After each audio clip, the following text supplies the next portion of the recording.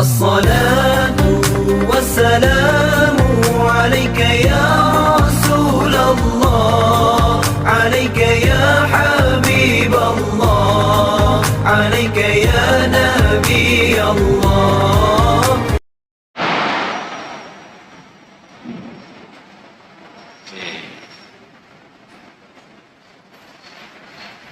Bismillahirrahmanirrahim. Assalamualaikum warahmatullahi wabarakatuh. Alhamdulillahi rabbil alamin. Wassalatu wassalamu ala ashrafil anbiya wal mursalin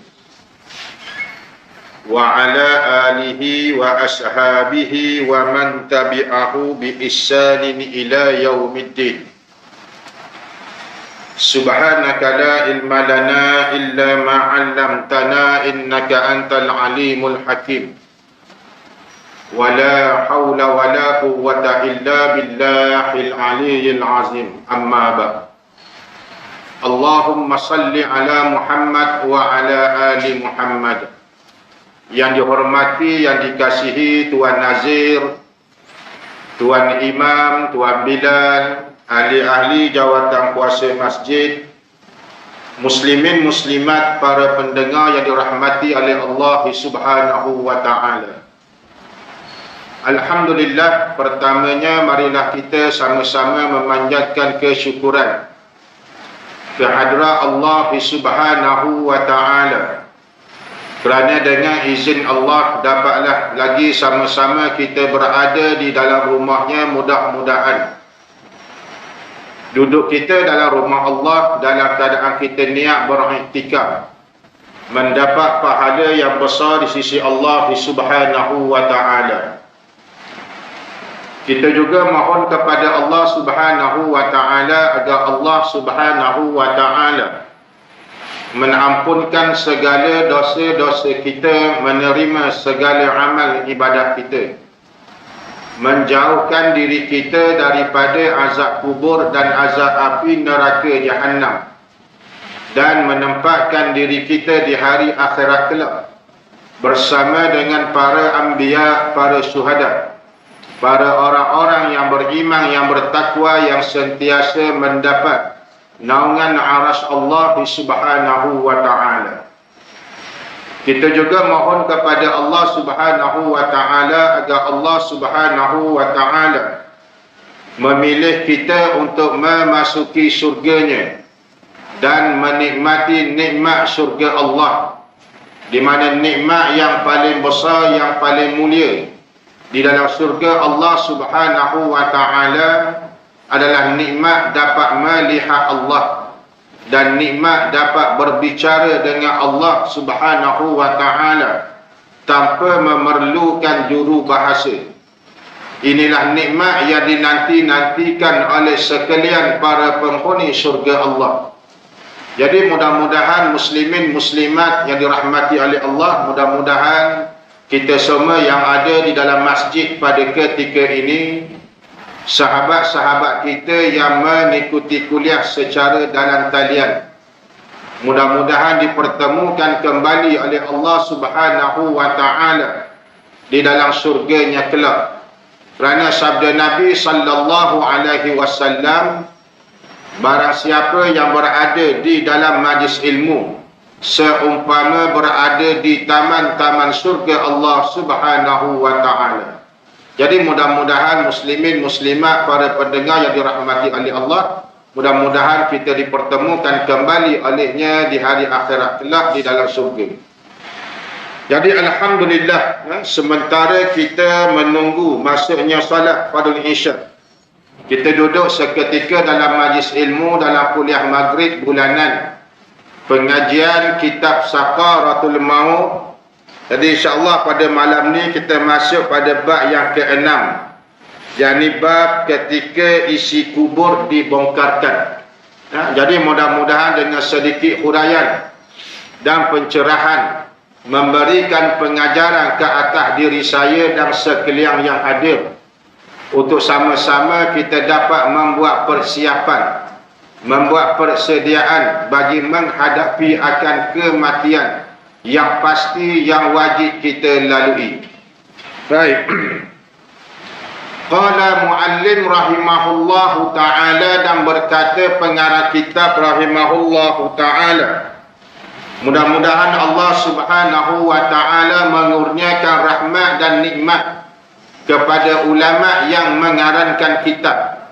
Kepada yang mendengarnya, mudah-mudahan kita semua dapat mengambil iktibar, mengambil pengajaran daripada apa yang dituliskan oleh ulama di dalam kitabnya yang bersumberkan daripada Al-Quran dan hadis Nabi sallallahu alaihi wasallam serta hujah para ulama.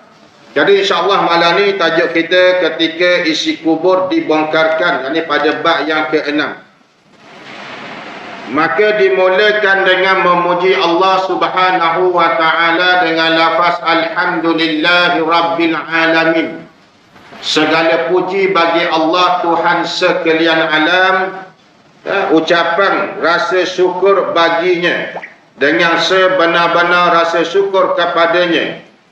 Kemudian segala puji bagi Allah yang telah menegakkan langit tanpa tiang, membentangkan bumi dengan hamparan yang luas, dan menciptakan manusia dalam kesukaran.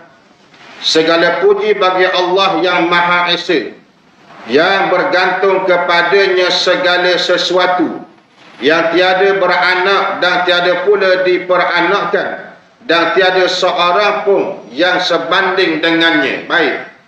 Dimulakan dengan memuji Allah Subhanahu wa taala. Mana-mana bab sekalipun dimulakan dengan memuji Allah Subhanahu wa taala. Yang layak dipuji, yang wajib dipuji hanyalah Allah Subhanahu wa taala. Makhluk tidak layak dipuji. Makhluk tidak layak dipuji. Kemudian di mana memuji Allah juga kerana telah menegakkan langit tanpa tiang. Dan memuji Allah yang Maha Esa, segala sesuatu bergantung kepadanya. Kita bergantung pengharapan kepada Allah Subhanahu wa taala yang tiada beranak dan tiada pula diperanakkan, dan tiada seorang pun yang berbanding dengannya. Kalau kita ni nak puji, pertamanya pujilah Allah, wajib puji Allah. Kita melihat segala kebesaran Allah, maka kita sebut subhanallah. Kita tengok keindahan alam semesta ni, tengok bulan, tengok bintang, maka kita puji Allah Subhanahu wa taala. Kita dapat sesuatu yang Allah taala kurniakan, maka kita sebut alhamdulillah. Kita sakit pun kita sebut alhamdulillah, sihat pun sebut alhamdulillah. Nah, kerana Allah taala uji kita dengan musibah, maka pujilah Allah. Kerana itu adalah ujian daripada Allah Subhanahu wa taala. Nah, kemudian berbalik kepada mukaddimah kita ni yang disebut tiada beranak dan tiada pula diperanakkan. Dia berkait dengan surah Al-Ikhlas. Qul huwallahu ahad, Allahus samad, lam yalid wa lam yulad wa lam yakul lahu kufuwan ahad. Allah ketunggalan akan ia dengan keesaan, tidak beranak dan tiada pula diperanakkan. Ketunggalan akan ia. Nah, apa yang berlaku sekarang ni, yang duduk tengah panas, yang tengah kecoh ni, apabila ada satu puak yang cuba untuk menggunakan kalimah Allah dalam agama beliau, sedangkan Allah hanya untuk umat Islam, eksklusif umat Islam, agama lain tak boleh nak kacau. Saya terpaksa sebut sebab ini melibatkan akidah umat Islam. Ini melibatkan akidah umat Islam untuk generasi akan datang, sekarang dan yang akan datang. Sekarang ni hak yang kita dah rajin mari surau, mari masjid, duduk dalam majlis ilmu ni, kita faham. Tapi untuk generasi akan datang, 5 tahun, 10 tahun dan akan datang, Jika kalimah Allah dibenarkan, tak mustahil akan datang kita dapat melihat kalimah Allah berada di dalam gereja, berada di dalam kuil, berada di dalam toko. Kalau kena hak anak-anak muda ni, hak yang cetak ilmu agamanya, dia lalu ke masjid, dia tengok kalimah Allah ada. Lalu lagi jumpa pula rumah ibadah lain, tengok ada juga kalimah Allah. Nak mari sembahyang Jumaat, tengok masjid penuh. Dia kata apa? Kita pergi satu lagi, situ pun Allah juga. Rasa ke tak rasa? Situ pun Allah juga, sini pun Allah juga. Ni yang boleh merasakan akidah. Kita orang Islam wajib pertahankan. Ini bukan saja kita sebut. Lama ada ulama-ulama sebut, ustaz-ustaz duk ceramah dalam kuliah. Kena beri kata putus yang kuat. Kalimah Allah hanya untuk orang Islam, full stop. Agama lain tak boleh petikan. Agama lain tak boleh petikan. Sebab Islam untuk semua bangsa. Untuk semua bangsa. Bukannya kalimah Allah untuk juga semua bangsa, tapi kalimah Allah untuk hanya yang beragama Islam. Kamu Cina ke, India ke, Buddha ke, Batak, Dayak ke, bangsa apa sekalipun, seandainya kamu Islam, Tuhanmu adalah Allah. Dan kita juga tak boleh nak membenarkan, tak boleh nak membenarkan andainya ada di kalangan orang Islam kita ni kata Allah hanya untuk orang Islam, Jesus untuk Kristian, dewa untuk Hindu, terkeluar kita daripada agama. Terkeluar kita daripada agama. Sebab apa? Sebab kita mengiktirafkan ada Tuhan yang lain selain Allah. Sedangkan lafaz yang kita sebut, kalimah la ilaha illallah, tiada Tuhan melainkan Allah. Tapi kalau kita kata Jesus untuk agama ni, dewa untuk agama ni, bermaksud kita mengiktirafkan ada Tuhan yang lain daripada Allah, maka terkeluar kita daripada Islam. Terkeluar. Itu kita kena faham balik.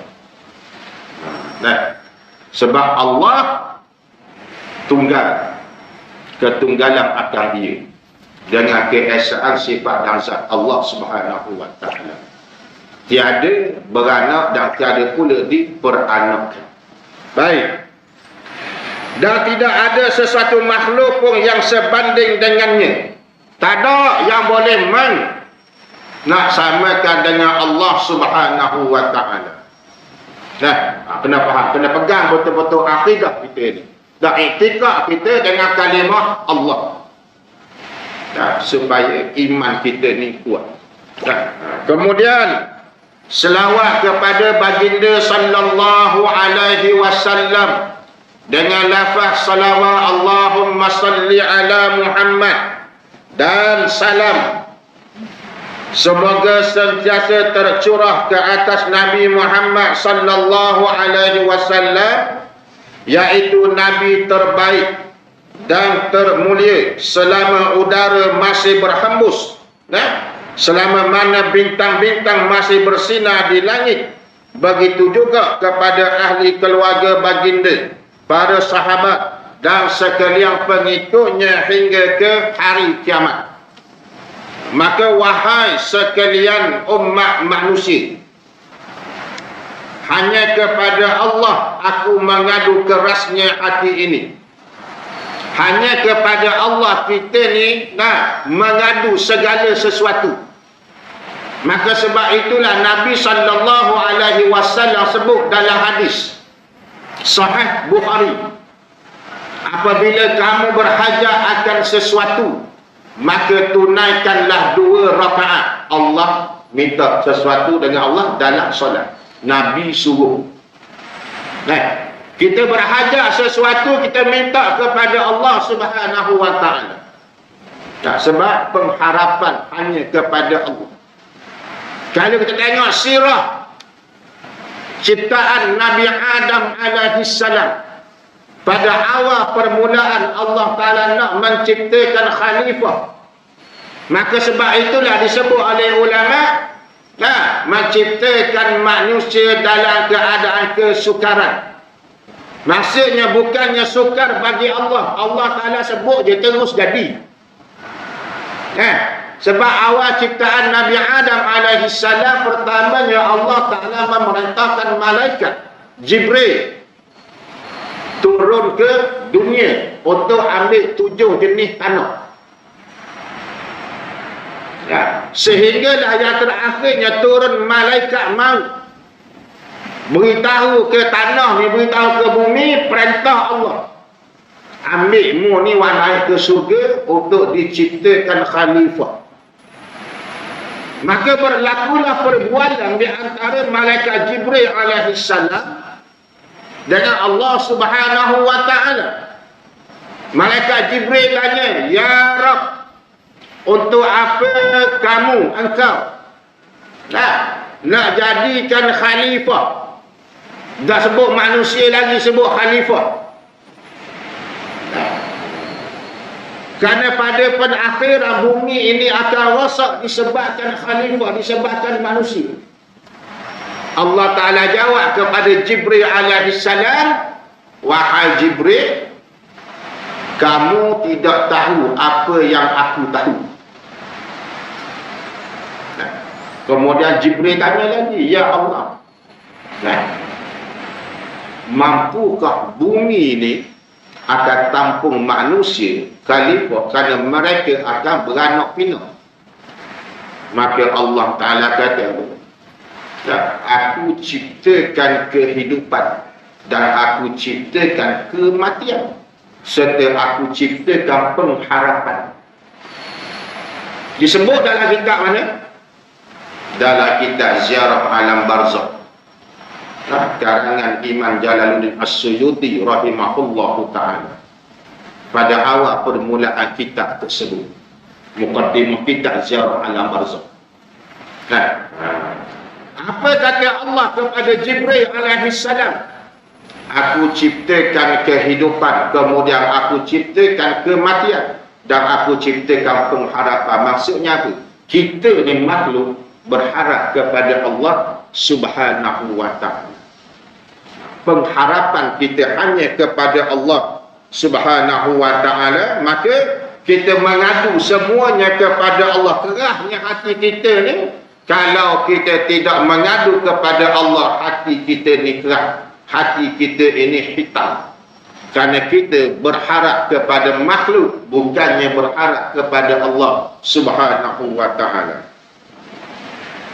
Kemudian padahal maut sebagai nasihat selalu terlihat setiap hari. Kematian berlaku setiap hari. Banyak mana manusia atas muka bumi ni, banyak mana makhluk di atas muka bumi ni. Nabi nakalkan daripada pohon Sidratil Muntaha yang berada di atas pada langit yang ketujuh, di Sidratil Muntaha. Di situ ada satu pokok yang dinamakan pokok Sidratil Muntaha. Akarnya berada di langit yang keempat. Dahannya, batangnya menjulang sehingga Sidratil Muntaha. Jarak perjalanan satu langit ke satu langit 500 tahun. Langit keempat lagi langit yang kelima 500 tahun, langit kelima lagi keenam 500 tahun, keenam ketujuh 500 tahun. Tingginya pokok tu. Dan banyaknya daun, Nabi kata, banyaknya daun pohon Sidratil Muntaha ini sama banyak dengan makhluk yang ada di atas muka bumi ini. Dan setiap hari daun ini berguguran, dan setiap helai itu tercatat nama makhluk. Kalau nama kita berada di daun itu dan jatuh, maka kata Al-Imam Al-Ghazali rahimahullahu ta'ala, kita sudah masuk pada fasa 100 hari sebelum kematian. Apabila daun kita ni sudah gugur daripada pohon, maka kita masuk 100 hari sebelum kematian. 30 hari sebelum kematian, para malaikat maut ni sentiasa mengekori kita ke mana saja kita pergi. Ke mana saja kita pergi. Imam Al-Qurtubi rahimahullahu ta'ala sebut dalam kitab beliau, malaikat maut datang ziarah kita setiap hari 70 kali. Semakin hampir kita dengan kematian, semakin kerat malaikat maut datang ziarah. Sampai masa tak kira lah kita duduk waktu mana, macam mana, tengah semayang ke, tengah makan ke, tengah tidur ke, tengah bawa kereta, motosikal ke, tengah main bola ke, main golf ke, terpulang. Sampai masa malaikat maut akan cabut nyawa. Nabi Sulaiman alaihi salam pernah pesan kepada malaikat maut, wahai malaikat Allah, wahai Israel, kalau mu nak cabut nyawa aku, berilah pesanan-pesanan supaya aku bersedia untuk mati. Malaikat maut kata, baik, akan aku berikan pesanan. Tiba-tiba sampai hari kewafatan Nabi Sulaiman alaihissalam, malaikat maut ni mari nak cabut nyawa. Apa kata Nabi Sulaiman? Wahai malaikat Allah Israel alaihissalam, sekarang aku pesan dah, kalau nak ambil nyawa berilah pesanan. Maka malaikat maut kata apa? Sesungguhnya setiap hari aku memberi pesanan kepada manusia. Kita sebut dah sebelum, apa pesanan malaikat maut kepada kita. Dahulu rambut kita ni hitam, sekarang sudah mulai memutih. Itu pesanan malaikat. Dahulu tak pakai cermin mata, lenih pakai cermin mata. Itu juga pesanan. Dahulu kita boleh kuat berlari, kuat genggaman, sekarang sudah mulai lemah, sudah mulai langgar. Itu semua adalah pesanan. Tetapi kita ni je yang leka dengan pesanan-pesanan yang diberikan oleh malaikat maut. Baik. Allah Subhanahu wa ta'ala menyebut di dalam Al-Quran,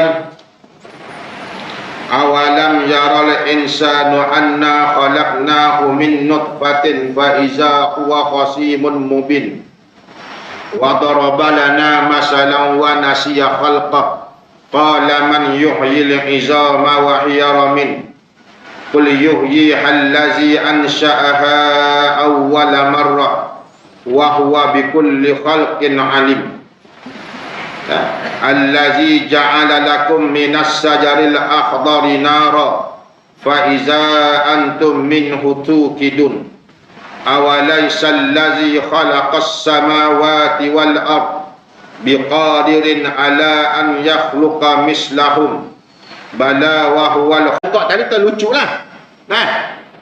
Kalau gitu ustaz tanya buka lah tadi. Tak terlucu lah. Dah, tetap terlucu juga. Tetap terlucu juga. Sebab benda tu berlaku di alam ghaib. Dan kita pun tidak tahu keadaan yang sebenar bagaimana berlaku pada mayat dalam alam ghaib. Tapi Nabi kata apa? Yu'minuna bil ghaib. Wajib beriman kepada perkara yang ghaib. Maka sebab itulah Nabi suruh kita perbanyakkan harta dah untuk menyelamatkan mayat yang berada di alam barzakh. Sebab kita esok-esok berada di alam barzakh lebih lama daripada kita duduk atas dunia hari ni. Maka sebab tu Amru bin Al-As ni pesan kepada anaknya, ikatlah dengan ikatan yang kuat agar aku tidak terlucut ketika mana ditanya oleh malaikat munkar dan nakir. Maksudnya, perbanyakkanlah harta doa, dengan doa itulah juga menjadi ikatan yang kuat ketika mana kita berada di alam barzakh. Baik.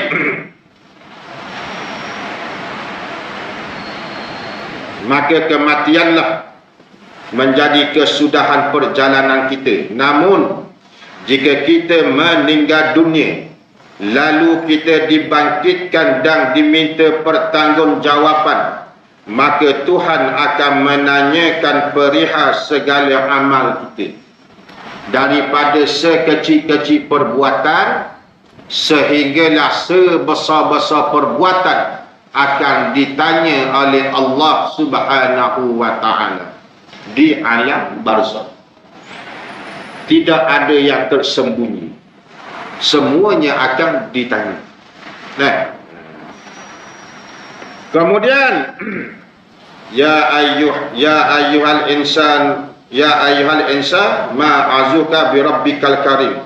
Hai manusia, apakah yang telah memperdayakanmu sehingga kamu berbuat, sehingga kita berdahaka kepada Allah, kepada Tuhan yang Maha Pemurah. Apa yang telah memperdayakan kita ni sehingga kita durhaka kepada Allah Subhanahu wa ta'ala?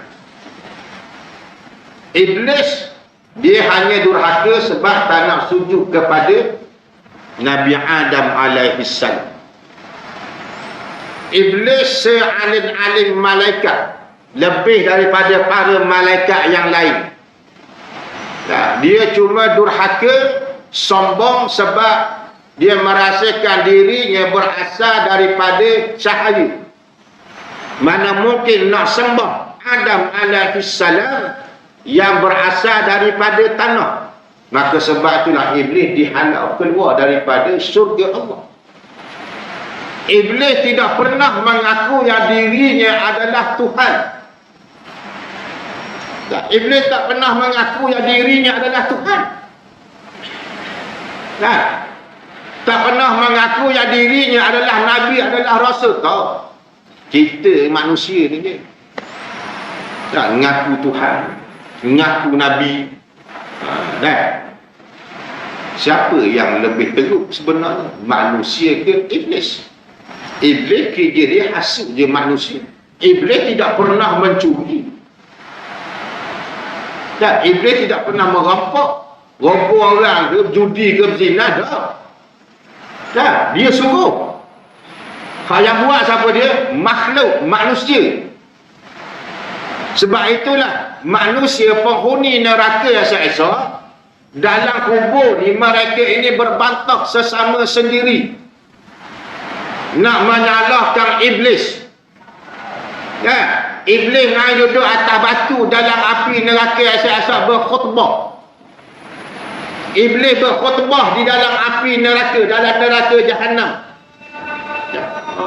Masuk apa? Kita berhenti seketika beri gangguan azab.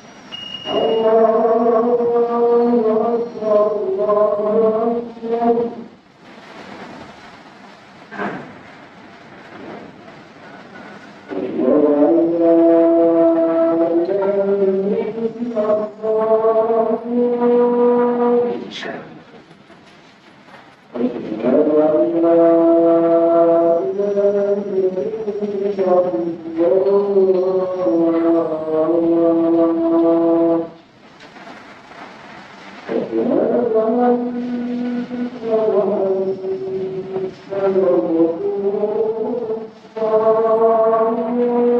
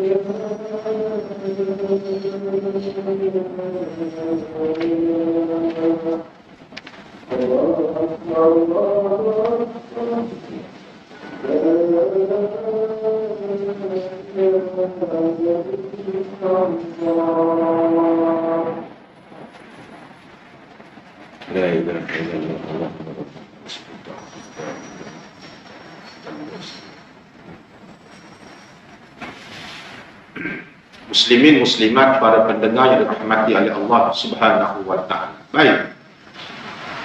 Iblis tak pernah mengaku yang dirinya adalah Tuhan.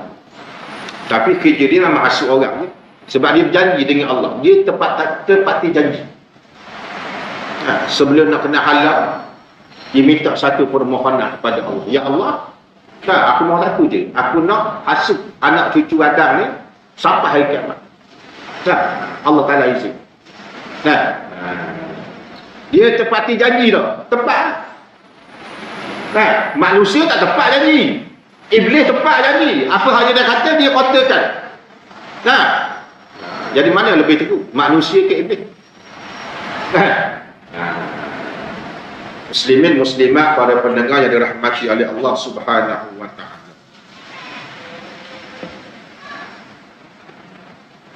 Maka alangkah miskinnya manusia, alangkah hinanya manusia, alangkah tidak ada artinya manusia ini. Kita asalnya tak ada apa-apa yang menilaikan kita di sisi Allah Subhanahu wa taala adalah amalan kita. Dan amalan kita pun belum dapat menentu kita dapat syurga Allah. Belum tentu kita dapat syurga Allah Subhanahu wa taala dengan sebab amalan. Tapi kita masuk syurga kerana apa? Kerana rahmat, syafaat, nikmat, kasih sayang Allah. Bukannya sebab kita semayang, bukan sebab kita sedekah, bukan sebab kita puasa. Kalau Allah Ta'ala tak izin, boleh masuk tak? Tak boleh. Jadi hina tak kita? Hina. Sebab nilai kita sebenar adalah di sisi Allah Subhanahu wa ta'ala. Yang sebelumnya tidak ada nilai sama sekali, namun setelah besar, manusia ini berjalan di atas muka bumi dengan sombong dan angkuh, serta melupakan Allah Subhanahu wa ta'ala. Asalnya kita ni tak ada apa-apa. Dilahirkan dalam keadaan lemah, kemudian besar, diberi sedikit kekuatan, diberi sedikit kekuasaan, akhirnya kita sombong dengan Allah Subhanahu wa ta'ala. Kita sombong dengan Allah. Kita sombong dengan Nabi sallallahu alaihi wasallam, kita sombong dengan Allah Ta'ala, maka kita tidak ada nilai sama sekali di sisi Allah. Sebab Allah Ta'ala tak heran.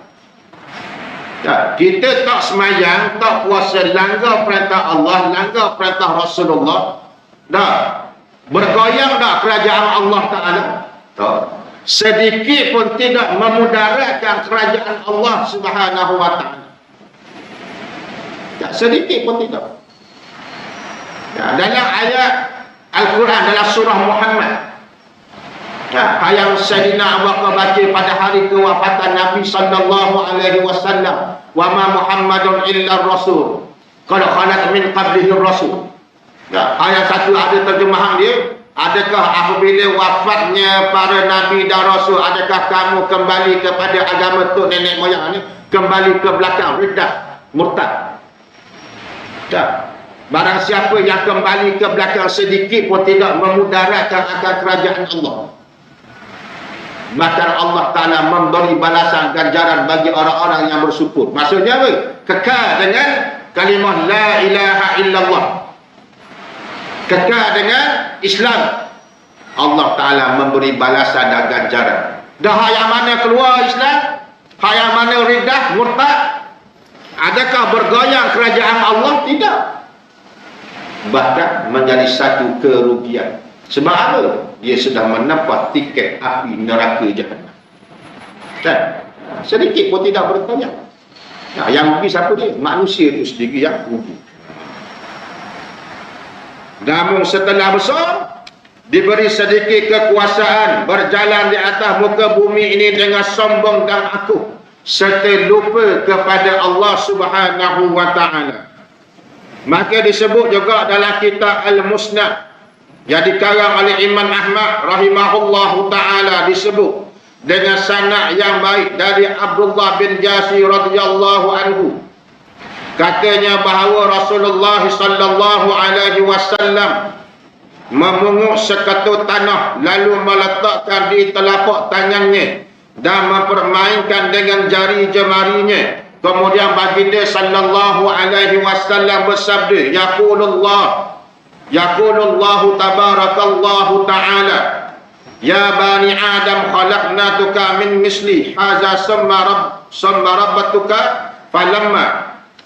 Allah Subhanahu wa ta'ala berfirman, hadis kursi, wahai anak Adam, sesungguhnya aku menciptakan kamu dari segala sesuatu yang hina seperti seketut tanah. Nabi genggam tanah atas tangan baginda. Dah, Nabi kata, wahai anak Adam. Dah. Wahai anak Adam, sesungguhnya aku, Allah menciptakan kita ni daripada tanah, sesuatu yang hina, yakni tanah. Lalu Allah Ta'ala kata, aku besarkan kalian, aku beri kamu pendidikan, aku sehingga kamu menjadi dewasa. Setelah itu kamu kumpul harta, mencari kekayaan, mencari kekuatan, mencari kekuasaan. Nah, tetapi kamu menjadi kedeku. Nah, menjadi kedeku untuk mendermakannya. Ada kekayaan. Ni ingat, di padang mahsyar esok Allah Ta'ala kata apa? Di hadapan seluruh umat manusia. Apa Allah Ta'ala kata? Disebut dalam hadis Rasulullah sallallahu alaihi wasallam. Apa Allah Ta'ala kata di hadapan seluruh umat manusia di yaumul mahsyar? Wahai sekalian hamba-hambaku, sesungguhnya aku dahulu dalam keadaan kelaparan, tetapi kalian tidak pernah memperdulikan aku. Maka manusia menjawab kepada Allah, ya Rabb, mana mungkin kami dapat memberikan kamu, yakni engkau, makanan, sedangkan engkau lah yang memberikan rezeki kepada kami. Ulama hadis mentafsirkan hadis ini bermaksud, sesungguhnya waktu atas dunia dahulu kamu tahu, ada jiran kamu, ada kawan kamu, saudara mara kamu berada dalam keadaan kelaparan, berada dalam keadaan kesusahan, berada dalam keadaan sakit, tetapi kamu orang yang mempunyai harta, yang mempunyai kekuatan, yang mempunyai kekuasaan, kamu tidak menghiraukan manusia ini berada dalam keadaan, kamu telah membiarkan manusia ini berada dalam keadaan kesusahan, kelaparan, kemiskinan. Maka pada hari ini kamu tidak akan mendapat di sisiku, kamu tidak akan berada di sisiku, kerana tempatmu adalah api neraka jahannam. Dan api neraka jahannam, kita ada sedikit kekayaan, sedikit kekuasaan, tapi kita tidak tolong orang susah, kita tidak tolong orang miskin. Kita ada sedikit kekuasaan, dengan kekuasaan yang kita ada, kita boleh tolong orang miskin dan adukan apa yang kita nak adu pada orang yang lebih berkuasa supaya tolonglah orang susah. Bukan lagi menghanyut rakyat yang susah. Dengan kekuasaan yang kita ada, maka tolonglah orang susah. Jangan kita menghantam lagi orang yang susah. Jangan kita pijak lagi orang yang susah. Ni Allah Ta'ala sebut, di hari akhirat esok kita pasti akan mendengar. Tapi ramai mana manusia ini menghiraukan apa yang Allah Ta'ala adukan kepada manusia. Masing-masing nak kekuasaan, nak kekuatan, nak kekayaan hanya untuk diri sendiri, tetapi membiarkan orang lain berada dalam keadaan kesusahan. Maka orang jenis macam ini di hari akhirat esok tidak layak berada di sisi Allah. Allah Ta'ala kata, tetapi tempatnya adalah di dalam api neraka Jahannam. Baik. Sebab Nabi sebut, setelah itu kamu mengumpulkan harta dan kamu menjadi kedeku untuk mendermakannya, dan kamu berjalan di atas muka bumi ini dengan angkuh dan sombong, padahal ke dalam tanah jualah nanti kamu akan dimasukkan. Bahkan kamu mengatakan bahawa setelah meninggal nanti aku tak mampu mengembalikanmu kepada keadaan asal seperti kamu, bahawa aku ciptakan dulu. Allah Ta'ala kata, kamu tidak akan mampu untuk kembali semula ke atas dunia. Sebab apa? Allah Ta'ala sebut mana-mana makhluk yang telah kembali kepada aku tidak akan kembalikan lagi mereka ini di atas dunia. Sedangkan mayat yang berada di dalam kubur sekarang ini setiap hari meminta kepada Allah untuk kembali ke atas dunia, nak jadi orang beriman, nak jadi orang soleh, nak jadi orang baik. Sedangkan Allah Ta'ala tidak akan memberi kita. Sebab apabila kita mati itu hanya sekali, hidup dua kali. Kita hanya dibangkitkan di hari akhirat esok untuk dibicarakan di hadapan Allah. Jadi mudah-mudahan muslimin muslimat, pada pendengar yang dirahmati oleh Allah, mudah-mudahan kita dibangkitkan di hari akhirat esok, kita mendapat naungan aras Allah Subhanahu wa Ta'ala. Wallah. Cukuplah sekadar itu tuan-tuan, muslimin muslimat, para pendengar yang dirahmati oleh Allah. Jadi insya-Allah kita bertemu lagi pada bulan yang akan datang, masih pada bab yang ke-6, yakni bab ketika isi kubur dibongkarkan. Wallahu a'lam. Bismillahirrahmanirrahim.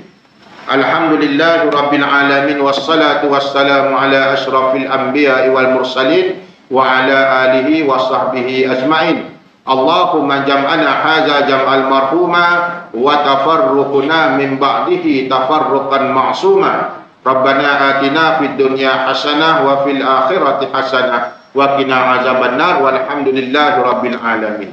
Sekian, wabillahi taufiq wal hidayah. Wassalamualaikum warahmatullahi wabarakatuh. Wallahu a'lam.